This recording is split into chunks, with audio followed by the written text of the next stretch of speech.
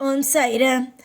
என் அன்பு செல்லமே, என்னுடைய அழகான தங்கமே, ஒவ்வொரு நிலைமையிலேயும் உன்னுடைய வாழ்க்கையை வைத்து எப்பொழுதும் என்னிடம் நீ புலம்பிக் கொண்டேதான் இருப்பாய். இது நடந்து விட்டது, அது நடந்து விட்டது, இந்த விஷயம் நடந்து விட்டது, அந்த விஷயம் நடந்து விட்டது என்று ஏதாவது ஒன்றை என்னிடம் சொல்லி புலம்பிக் கொண்டு இருப்பாய். நீ எவ்வளவு முறை என்னிடம் வந்து புலம்பினாலும் நான் அந்த புலம்பல்களை கேட்டுக்கொண்டும் அதற்கு ஆன தீர்வுகளை உனக்கு செய்து கொடுத்து கொண்டும் தான் நான் இருப்பேன். ஏனென்றால் என்னுடைய பிள்ளை வேறு யாரிடமும் போய் புலம்பக்கூடாது. ஏனென்றால் உன்னுடைய வாழ்க்கையை நீ மற்றவரிடம் சொல்லும் பொழுது, மற்றவரிடம் பேசும் பொழுது அது என்ன தெரியுமா செய்கிறார்கள்? அதை மிகப்பெரிய ஒரு ஆயுதமாக எடுத்துக்கொண்டு உன்னை தாக்க ஆரம்பிக்கிறார்கள். முக்கியமாக ஒரு நபரிடம் போய் உன்னுடைய வாழ்க்கையில் நடக்கும் எல்லா விஷயத்தையும் நீ சொல்கிறாய் என்று வைத்துக்கொள். அந்த விஷயத்தை எல்லா பொழுதுகளிலேயும் உனக்கு பதிலடி கொடுத்து கொண்டே இருப்பார்கள். நீ இதை செய்து விட்டாயா, அதை செய்து விட்டாயா, இந்த விஷயம் நடந்து விட்டதா, அந்த விஷயம் நடந்து விட்டதா என்று ஏகப்பட்ட விஷயங்களை நீ என்ன சொன்னாயோ அதை வைத்தே அவர்கள் தாக்க ஆரம்பித்து விடுவார்கள். அதனால்தான் நான் ஒரு முடிவெடுத்தேன். என் பிள்ளை என்னிடம் வந்து எது வேண்டுமானாலும் கூறட்டும், அதற்கான தீர்வுகளையும் அதற்கான நல்ல நல்ல விஷயங்களையும் நாம் கொடுப்போம். எப்பொழுதுமே தன்னுடைய பிள்ளைக்கு தன்னுடைய தாயும் தகப்பனும் மட்டுமே உண்மையானவர்களாகவும், வெளியில் அவர்கள் எந்த ஒரு செய்தி சொன்னாலும் வெளியில் எந்த ஒரு விஷயத்தையும் பகிராமல் நல்ல விஷயத்தை மட்டுமே பகிர்வார்கள். எல்லா விஷயத்தையும் எல்லா விதமான நொடிகளிலேயும் அவர்கள் மட்டுமே துணை இருப்பார்கள். அதே போலத்தான் தெய்வமும் எந்த காலமும் எந்த நேரமும் தெய்வம் மற்றவர்களிடம் தன் பிள்ளைகளை விட்டு கொடுக்காது. எவ்வளவுதான் தன் பிள்ளைகள் புலம்பினாலும் அந்த புலம்பலை கேட்டு அதற்கான தீர்வுகளை கொடுக்குமே தவிர, உங்களுடைய கஷ்ட நஷ்டங்கள் அனைத்தையும் சொல்லக்கூடிய ஒரே இடம் தெய்வமும் தாய் தகப்பனும் மட்டுமே. ஆனால் சில பேர் அது எதையும் புரிந்து கொள்ளாமல் மற்றவரிடம் அதை எல்லாவற்றையும் போய் ஒப்பிப்பதனால் மட்டுமே அவர்களுக்கு தேவையில்லாத கஷ்டங்களும் தேவையில்லாத நஷ்டங்களும் வருகிறது. சில பேர் என்ன தெரியுமா செய்கிறார்கள்?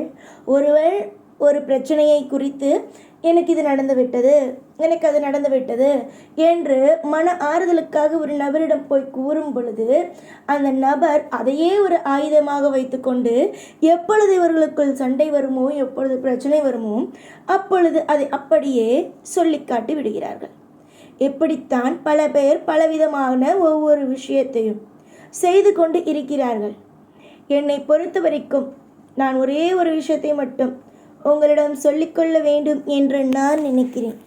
அது என்னவென்றால், எது வேண்டுமானாலும் நடக்கட்டும், நீங்கள் உங்களுடைய வாழ்க்கையில் யாரிடமும் எதையும் சொல்லாமல் அமைதியாக இருங்கள்.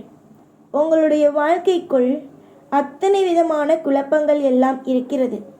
அந்த குழப்பம் நஷ்டங்கள் எல்லாவற்றையும் உங்களால் நிச்சயமாக போக்க முடியும்.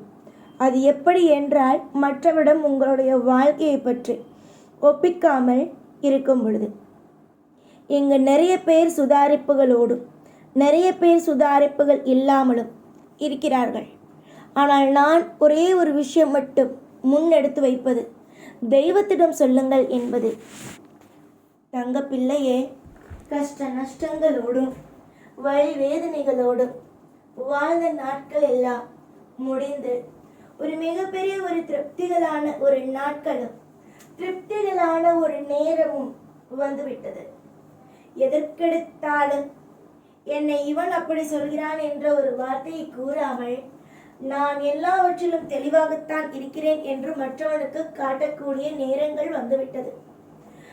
பல பேருடைய பாரமும் பல பேருடைய வழிகளும் எனக்கு தெரியும்.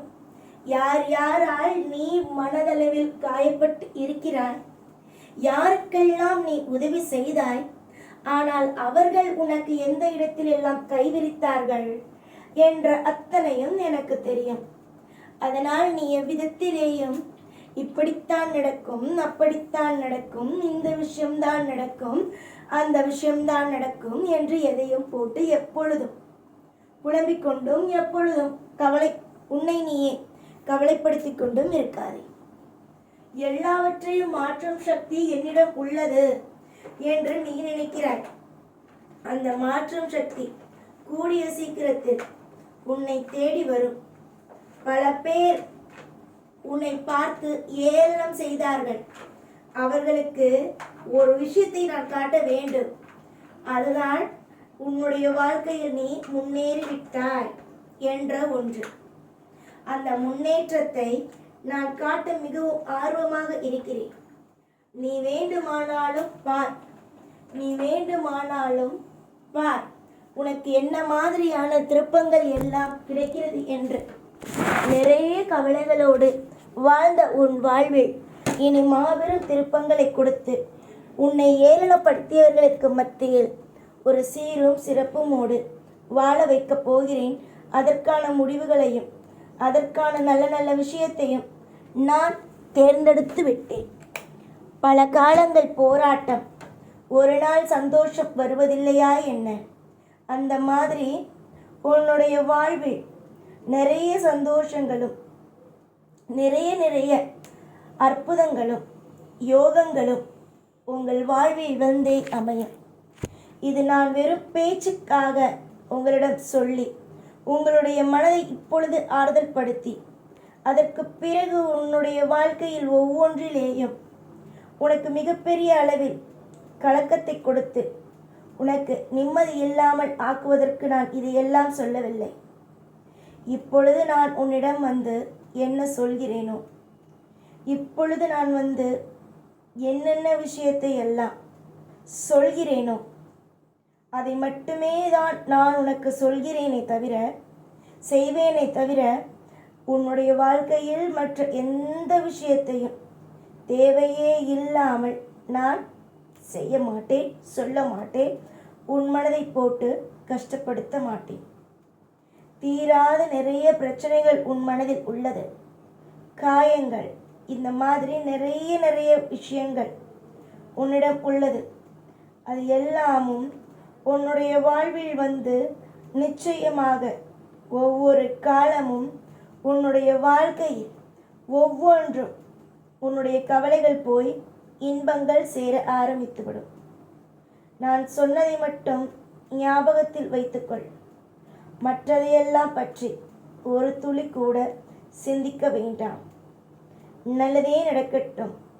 ஆயுள் முழுவதிலும் சந்தோஷமாகவும் திருப்தியாகவும் எல்லாவற்றையும் நான் உனக்கு தருவேன் என்ற நம்பிக்கையோடு என்றுமே இரு. உன்னுடைய அப்பா நான் உனக்கு நான் நல்லது தானே செய்வேன். அப்பா உனக்கு நான் நல்லது செய்வேன் என்ற நம்பிக்கை இருக்கிறதா இல்லையா? இருக்கிறது தானே? அப்படியென்றால் பொறுத்திருந்து உன்னுடைய வாழ்க்கையில் வேடிக்கை மட்டும் பார். எதிர்பார்த்து நிறைய விஷயத்தை நீ மிகப்பெரிய ஒரு அளவில் நொந்து போய்விட்டாய். ஆனால் இப்பொழுதும் எப்பொழுதும் உங்களுடைய வாழ்க்கையில் ஒரு மிகப்பெரிய ஒரு தூணாக நிற்கப் போவது நான் தான். என்னுடைய பலமும் என்னுடைய மிகப்பெரிய ஒரு பிடிப்பும் உன் வாழ்வில் என்றுமே இருக்கும். அலட்சியத்தை கண்டு என்றுமே, அதாவது உன்னுடைய வாழ்க்கையில் அலட்சியத்தை வைத்து என்றுமே உன்னுடைய வாழ்க்கையை தொலைத்து விடாதே. சில விஷயத்தில் ஆபத்து உனக்கு இருக்கிறது என்றால் அதை செய்யாமல் இருப்பதற்கு கற்றுக்கொள். உன்னுடைய வாழ்க்கையை நீதான் பார்க்க வேண்டுமே தவிர மற்றவர்கள் பார்க்க மாட்டார்கள். எப்பொழுதும் உன்னோடு இருப்பேன். ஓம் சாய்ராம்.